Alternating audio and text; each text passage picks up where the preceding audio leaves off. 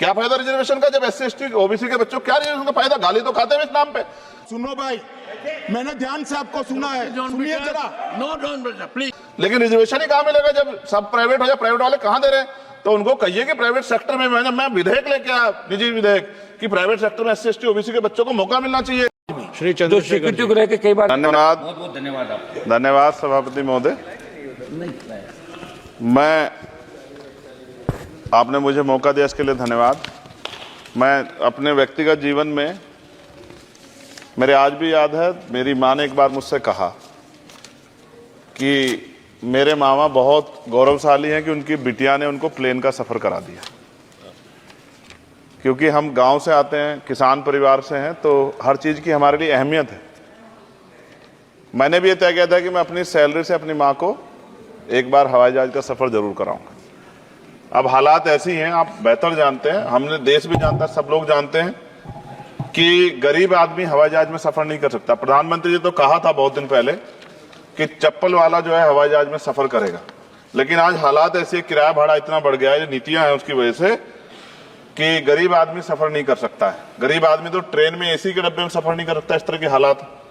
तो मेरी मंत्री जी से मांग है कि कोई व्यवस्था ऐसी की जाए कि जो करोड़ों महिलाएं देश की हैं, करोड़ों परिवार ऐसे जिन्होंने सपना ही देखा हवाई जहाज को जाते, उनको भी एक बार मौका मिले कि हवाई जहाज का सफर करने। तो अगर किराया सस्ता होगा तो शायद वो प्रयास कर सकते हैं, उनके बच्चे प्रयास कर सकते हैं। साथ साथ वायु यात्रा में सेफ्टी सिक्योरिटी का बहुत ज्यादा ध्यान रखने की जरूरत है। कई बार हादसे हुए हैं, कई चीजों पर हमें गौर करना है। साथ साथ ज्यादातर एयरपोर्ट जो है वो प्राइवेट हो गए, और प्राइवेट होने की वजह से कर्मचारियों का शोषण होता है। कर्मचारियों की, क्योंकि हमारे यहाँ बेरोजगारी बहुत है, तो कर्मचारियों को वहां काम करने में जो सैलरी मिलती है उसमें एक बार का टिकट भी नहीं आता कई जगह पे। तो मेरी आपसे ये आग्रह है कि जिन लोगों जो प्राइवेट हो गए वहां भी सैलरी कम से कम न्यूनतम वेतन इतना होना चाहिए 20,000 रुपए, कि वो अपने परिवार का भी और सफर भी वो कभी कर ले, ऐसा मौका भी उन्हें मिलना चाहिए। साथ साथ प्राइवेट होने की वजह से SC ST OBC के बच्चों को जो नौकरी मिल जाती थी वो भी जीरो होगी। तो मेरी आपसे आग्रह है कि अगर प्राइवेट भी हो गया तो उनसे भी कहा जाए कि कमजोर वर्गों के लोग बच्चों को मौका दिया जाए। साथ साथ नगीना में जहां जिन्होंने मुझे चुन के भेजा, मैं उनका धन्यवाद करता हूं, उस क्षेत्र का, वहां एयरपोर्ट नहीं, और लंबे समय से उनकी ये मांग, वहां पायलट ट्रेनिंग स्कूल भी नहीं है, एरोस्टेस ट्रेनिंग स्कूल भी वहां खोलना चाहिए, क्योंकि ग्रामीण क्षेत्रों की प्रतिभाओं को नकारना नहीं चाहिए। साथ साथ मेरा जिला जो है सहारनपुर, वहां एयरपोर्ट पुराना है, वो डिफेंस का है सरसावा में, लेकिन वहां से पैसेंजर जो है यात्रा के लिए कोई सुविधा नहीं। और साथ साथ एक जगह है छुटमलपुर, क्रांतिकारी जगह है, जहां हम पैदा हुए, क्रांतिकारी जगह है ही वो सर। तो वहां पे भी हवाई पट्टी की जो है स्थापना जो है सरकार को करानी चाहिए। हमारे लोगों को, छुटमलपुर के लोगों को बहुत अच्छा लगे और फायदा भी होगा, बहुत सारा जो है आसान हो जाएगा जनता के लिए। और सुबह से हम प्रयास कर रहे हैं सर कि हमें बोलने का मौका दिया। यहाँ छोटी पार्टियों के लिए थोड़ी समस्या है और 2.5 घंटे इंतजार का मौका मिल रहा है। मैं भाजपा के साथियों को याद दिलाना चाहता हूँ, एक समय था कि आप पे भी 2 मेंबर ऑफ पार्लियामेंट थे, आज आपकी सरकार है, आपको तीसरी चौथी बार मौका मिला है।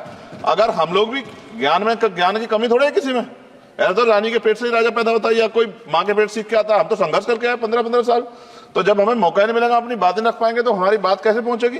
साथ साथ मेरा आपसे आग्रह है, ये मेरी मांग नहीं है, ये पंजाब के लोगों की मांग है। देश के प्रधानमंत्री जब कह के आए थे पंजाब में, कह के आए थे पंजाब में कि जब आदमपुर एयरपोर्ट का नाम जो है सतगुरु रविदास जी महाराज के नाम पर करने के लिए कह के आए थे प्राइम मिनिस्टर।